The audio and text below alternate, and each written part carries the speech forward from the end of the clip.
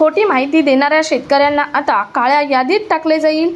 पुढची 5 वर्ष खोटी माहिती देणाऱ्या शेतकऱ्यांना कुठलाही लाभ दिला जाणार नाही। पंतप्रधान पीक विमा योजनेत राज्य सरकारने काही महत्त्वाचे बदल केले आहेत।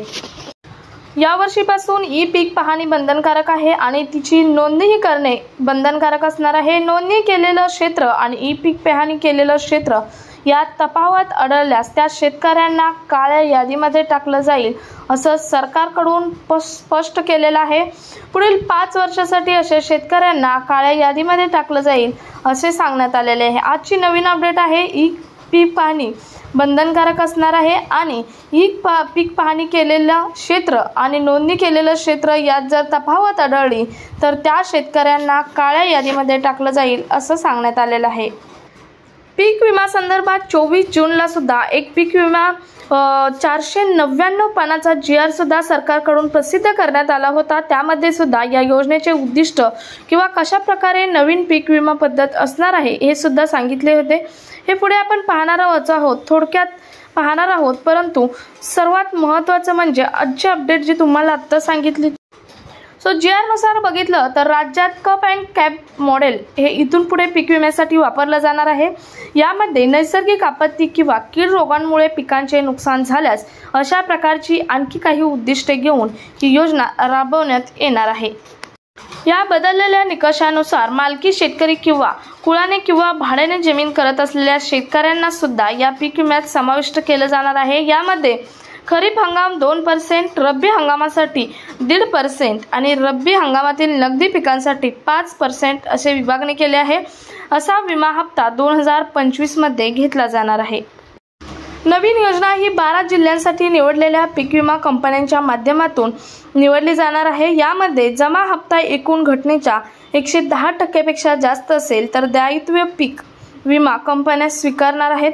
त्याच्या वरती झालेलं नुकसान हे राज्य सरकारकडून हे दिलं जाणार आहे। आता आपण GR मधील मुद्दे थोडक्यात का पाहतोय ते तुम्हाला शेवटी व्हिडिओमधून समजेल, कारण आजची दिलेली अपडेट सरकारकडून GR मध्ये तीच अपडेट काय सांगितली होती ते तुम्हाला व्हिडिओच्या शेवटी समजेल। या योजनेअंतर्गत मृत शेतकऱ्यांच्या नावे पीक विमा भरणे, अवैध मार्गाने पीक विमा काढणे असे काही अर्ज आले तर पूर्ण चौकशी करून ते अर्ज रद्द केले जाणार आहेत असे GR मध्ये सांगितले होते 24 जून 2025च्या GR मध्ये। परंतु आज स्पष्ट सांगितले आहे हे अर्ज ब्लॅक लिस्ट मध्ये टाकले जाणार आहेत। म्हणजे कारवाई काय केली जाणार आहे, हे अर्ज पुढील 5 वर्षासाठी काळ्या यादीत टाकले जाणार आहेत। योजनेत सहभागासाठी फार्मर आयडी हा बंधनकारक असणार आहे। खूप दिवसापासून फार्मर आयडी काढून चालू आहे आणि हा आता बंधनकारक केलेला आहे आणि ई पीक पाहणी सुद्धा सक्तीची असणार आहे। या व्यतिरिक्त नैसर्गिक आपत्ती किंवा पीक उत्पन्नावर आधारित जे काही नुकसान असेल, या नुकसानामुळे हंगामाच्या शेवटी पीक कापणी प्रयोगावर आधारित महसूल मंडळात नुकसानामुळे येणारी घट पीक विमा म्हणून दिली जाणार आहे। पहिल्यांदाच सरकारने आता 2 ते 3 महिन्यापूर्वी स्पष्ट केले होते की पीक कापणी प्रयोगावर आधारित या एकाच ट्रिगरच्या माध्यमातून आता नुकसान भरपाई, पीक विम्याची नुकसान भरपाई दिली जाणार आहे। म्हणजे याच्या अगोदर 4 ट्रिगर होते, आता फक्त एकाच ट्रिगर शेतकऱ्यांना पीक विमा दिला जाणार आहे। या अगोदर 4 ट्रिगरचे कंपेअर केलं तर सर्वात कमी पीक विमा हा पीक कापणी प्रयोगावर आधारित नुकसान भरपाई याचाच मिळत होता आणि सरकारने तोच ट्रिगर पीक विमा देण्यासाठी यावर्षी निवडलेला आहे।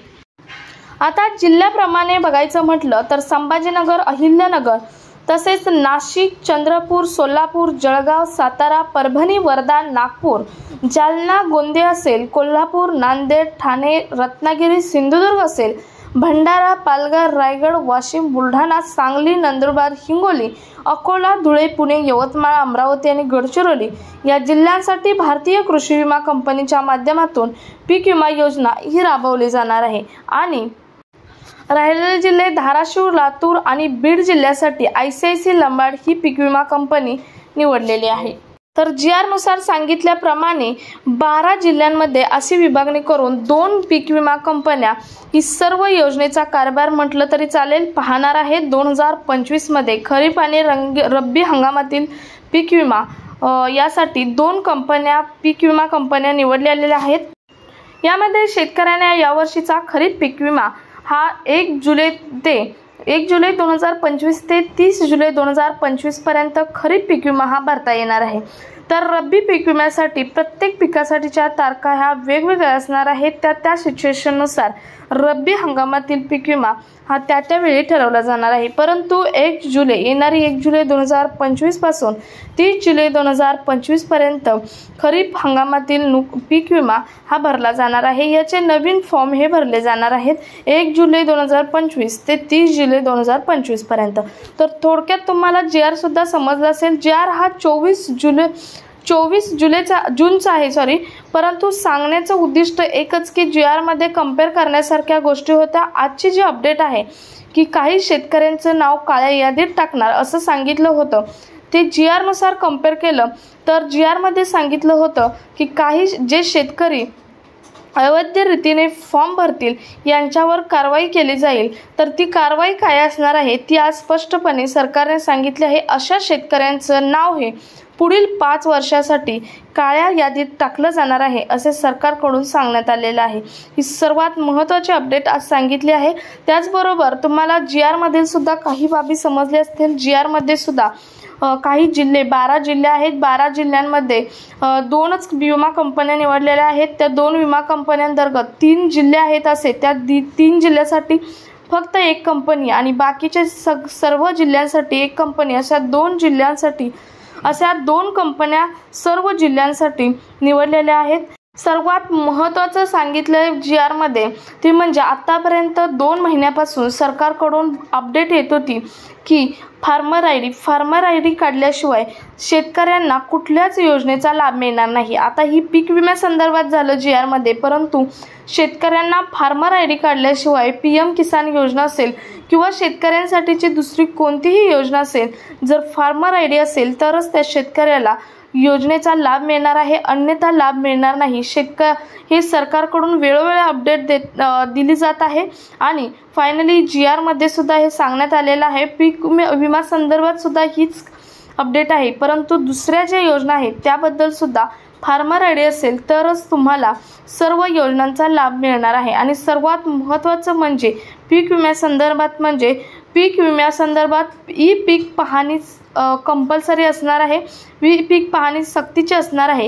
ही पीक पाहणी केल्याशिवाय कोणत्याही शेतकऱ्याला पीक विमा मिळणार नाही आणि फक्त पाहणी केली जाणार नाही तर तुम्ही जे पीक विम्याचा फॉर्म भरताना जे तुम्ही नुकसान भरपाई जे तुम्ही नोंदवले आहे तीच तुमची ई पीक पाहणी करताना आहे का हे कंपेअर केलं जाणार आहे। आणि जर कंपेअर करून जर तुम्ही त्यात असं खोटे ठरला, तुमचं सेम क्षेत्र नसेल, सारखं क्षेत्र नसेल तर तुम्हाला 5 वर्षासाठी काळ्या यादीत टाकलं जाणार असल्याचे सरकारने आज स्पष्टपणे सांगितलेले आहे।